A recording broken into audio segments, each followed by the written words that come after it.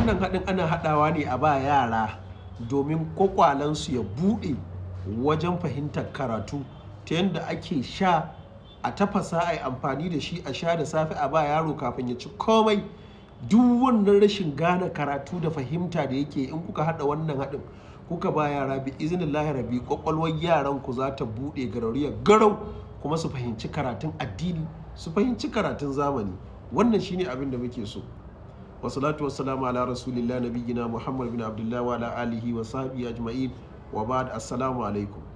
Sunana Shu'aibu Ibrahim Akarami, mai gabatar da shirye-shiryen shi na Tilawa TV. Shiri ne da yake kawo muku abubuwa da suke inganta rayuwa da addini da kuma abubuwan da suka shafi lafiyar jikunanmu. Ga masu neman ƙarin bayani akan abubuwan da muke, za a tuntube mu daga karfe 10 na safen kowace rana zuwa karfe 6 na yamma. A rike mana lokaci, a yi mana uzuri. Allah ya mana albarka. Duk inda muke a duniya muna ganin sakonninku, alhamdulillah. Matsala da ake ta tambaya akan rashin fahimtar karatu na yara, to akwai masu wasa a yaran. Ke uwa, kai uba, ku tsaya ku fahimci da yaranku sosai, ku ga irin wasan da suke yi sosai. A rage musu wasanni, a kuma ɗan rage musu aikace-aikace saboda samun kwakwalwarsu ta huta. Kamar yadda muka sani, manzon rahama sallallahu alaihi wasallam ya ce kwakwalwar yara fa ɗanye take sharaf, kamar ka ɗauki abu ne kai zane a dutse, haka yara kwakwalwarsu take. Duk abin da aka sa musu zai tashi da shi. Ba wanda ya koya ma yaron shi yare, tashi ya ji kawai yana Hausa. Baba waye gaya mai, mama yaya waye, zan tafi zauna zaka ci, to kwakwalwar yaro.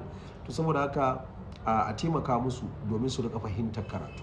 So akwai manya ma da za ga sun jarabci da irin wannan, su ce suna karatu suna nazari, duk ba sa ganewa. To su ma duk za su iya amfani da wannan abin da za mu faɗa domin so wankewar kwakwalwa da kuma fahimtar abubuwan da ake yi, insha Allahu rabbi. Abin da nake so magana a nan shine abubuwa ne guda biyar rak za ku haɗa a rika tafasawa, ana tacewa, ana ba yara suna sha da safe da safe kafin su ci komai. Ya zamanto wannan haɗin shine abin karya wasu da za su sa a cikinsu da farko. Haka babba ma zai iya yi. Waɗannan ababe ma ba su wahala ba ne, za ka iya nemo su ka aje su. Sannan haɗin za a ci gaba da shi ne, a ta ci gaba, ba wai kawai za a yi sati ɗaya ko ta ɗaya a bari ba. Za a ci gaba da yi, ga lafiya da zai sa a jiki, sannan kuma ga fahimta da zai sa, insha Allahu rabbi. Waɗannan ababe su ne kamar haka. Na farko akwai zuma, na biyu akwai abin da ake kira habbatus sauda, sai ruwa. Waɗannan abubuwa su za a samu. Ƙaramin yaro wanda za a haɗa mishi, zan haɗa haɗin sha ɗaya wanda za a sha lokaci ɗaya. Shine za a ɗibi garin habbatus sauda kamar kwata na ƙaramin cokali, half teaspoon to kwata 1/4. Sai a ɗibi garin na'ana'a ko ganyen na'ana'a cokali ɗaya ƙarami, sai a sa abin dafawa a dafa.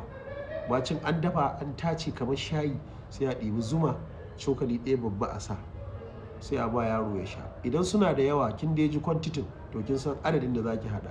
Idan babba ne kuma zai ɗibi ƙaramin cokali na rabin ƙaramin cokali na habbatus sauda, ya ɗibi na'ana'a cokali ɗaya ko ganyen ne, sannan ya sa ruwa kofi ɗaya ya tafasa kamar shayi.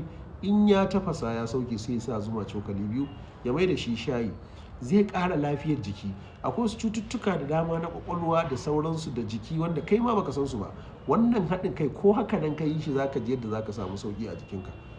Wasu abubuwa duk zaka neme su ka rasa me ya faru. To dama akwai wata cututtukan da mu ba ma gane su, sai dai kawai idan an ba mutum magani yana yi, sai ya fahimta, na ji kaza. To Allah subhanahu wataala ya baku ikon haɗawa.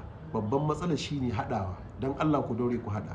In kun haɗa kun yi sar, kuma ku sanar da al'umma annabi duk inda suke su ma su haɗa, domin a gudu tare a tsira tare. Muna muku fatan alkhairi. Ma'assalam.